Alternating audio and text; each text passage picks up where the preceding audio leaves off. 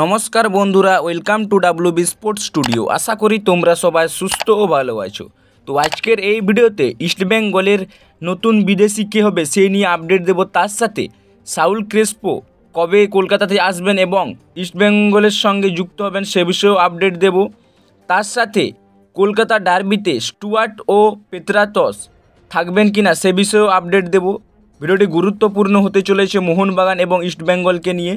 সেই জন্য তোমাদের কাছে একটি অনুরোধ, চ্যানেলে প্রথমবারের জন্য এসে থাকলে চ্যানেলটি অবশ্যই সাবস্ক্রাইব করে যাবে এবং ভিডিওটি অবশ্যই শেষ পর্যন্ত দেখবে। প্রথমেই যে বিষয়টি নিয়ে কথা বলবো, মোহনবাগান গোলকিপার বিশাল কায়েতকে নিয়ে। তো গোল্ডেন গ্লাভসের রেসে 1 নম্বরে কিন্তু রয়েছেন বিশাল কায়েত। 14টা ম্যাচে 7টি ক্লিনশিট রেখে সবার ওপরে কিন্তু রয়েছেন বিশাল কায়েত। তারপরে দ্বিতীয় নম্বরে রয়েছেন গুরপ্রীত সিং সান্ধু, 14টি ম্যাচে 5টি ক্লিনশিট। এবং তৃতীয় নম্বরে রয়েছে প্রভসুখান গিল, 11টা ম্যাচে 4টি ক্লিনশিট। এক্ষেত্রে অনেকটাই এদের থেকে এগিয়ে রয়েছেন কিন্তু বিশাল কায়েত গোল্ডেন গ্লাভসের রেসে। তো আশা করা যাচ্ছে এবারের গোল্ডেন গ্লাভস বিশাল কায়েতের হাতে উঠবে।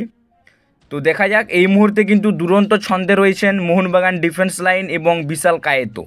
যেভাবে তারা গোল হজম থেকে রুখছে বলগুলোকে, অসাধারণ। এবং সেই জন্যই আজ গোল্ডেন গ্লাভসের রেসে 1 নম্বর দাবিদার কিন্তু বিশাল কায়েত। এবং বিশাল কায়েতের জন্য খুবই শুভকামনা রইল যেন পরবর্তীতে তিনি আরও ভালো পারফরমেন্স করেন। এর পরের যে আপডেটটা দেবো ইস্টবেঙ্গলকে নিয়ে। তো ইস্টবেঙ্গল মাদিতালালের রিপ্লেসমেন্ট প্লেয়ার নিয়ে খুবই একটি ডামাডোল সৃষ্টি হয়েছে। তো ট্রান্সফার মার্কেট ওপেন হওয়ার 1 মাস আগে থেকেই বিভিন্ন বিদেশির ওপর কিন্তু শর্টলিস্ট করে নজর রাখা ছিল ইস্টবেঙ্গলের। তো এত কেন দেরি হচ্ছে বা এত কেন সময় লাগছে তাদের নতুন বিদেশিকে চূড়ান্ত করছে, এ নিয়ে অনেক প্রশ্ন উঠেছে। তো এই মুহূর্তে যে খবরটি বেরিয়ে আসছে, তারা কিন্তু কোস্টারিকান একজন ফুটবল প্লেয়ারের প্রতি নজর রেখেছে, যিনি কিনা হলেন 24 বছর বয়সী সেন্টার ফরওয়ার্ড, যিনি লেফট উইংয়েও খেলতে পারেন।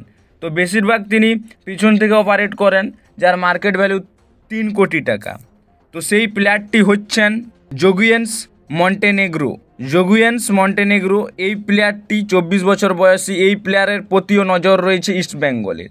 তো শোনা যাচ্ছে যে কথাবার্তা এগোলেও বা লেটেস্ট যে নিউজ রয়েছে যে সম্ভাবনা খুবই কম রয়েছে এই প্লেয়ারটির আসার ইস্টবেঙ্গলে। একসময় শোনা গেলেও যে চূড়ান্ত হয়ে গেছে এই প্লেয়ার জগুয়েন্স মন্টেনেগ্রো।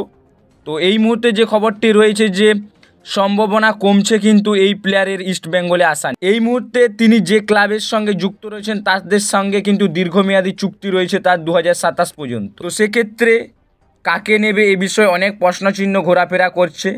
তবে অস্কার ব্রুজো তিনি সরাসরি জানিয়েছেন যে মাদিতালালকে আর এই মরশুমে পাওয়া যাবে না, তার পরিবর্তে আর একজন বিদেশি ফুটবলারকে নিচ্ছি আমরা, যার নাম কিন্তু ঘোষণা করা হবে ডার্বির আগেই ক্লাবের পক্ষ থেকে।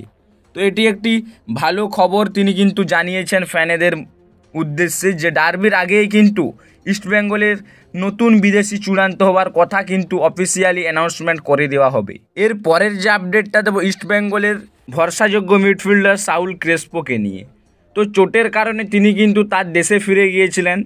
তো 2 তারিখ তার আসার কথা থাকলেও ভিসা সংক্রান্ত কিছু সমস্যার কারণে তিনি কিন্তু আসতে পারেননি। তো সেক্ষেত্রে এই মুহূর্তে যে খবরটি রয়েছে এবং অস্কার ব্রুজো তিনি নিজেও জানিয়েছেন যে ডার্বির আগেই কিন্তু কলকাতাতে আসতে চলেছেন সাউল ক্রেসপো, যেটি কিন্তু বাড়তি ভরসা যোগাবে ইস্টবেঙ্গল দলকে এবং ইস্টবেঙ্গল সমর্থকদের। তবে ডার্বিতে খেলবেন কিনা এই নিয়ে একটি প্রশ্নচিহ্ন থাকছে সাউল। এর পরের যে আপডেটটা দেব মোহনবাগানের 2 তারকা মিডফিল্ডারকে নিয়ে। তো গ্রেগ স্টুয়ার্ট এবং দিমিত্রি পেত্রাতসকে নিয়ে। তো দুজনেই কিন্তু এই মুহূর্তে চোটে রয়েছেন।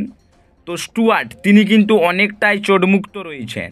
তো হাঁটুর চোটে কিন্তু 2 মাস স্টুয়ার্ট মাঠের বাইরে ছিলেন, অর্থাৎ অনেকটি ম্যাচ কিন্তু তিনি খেলতে পারেননি মোহনবাগানের জার্সি গায়ে।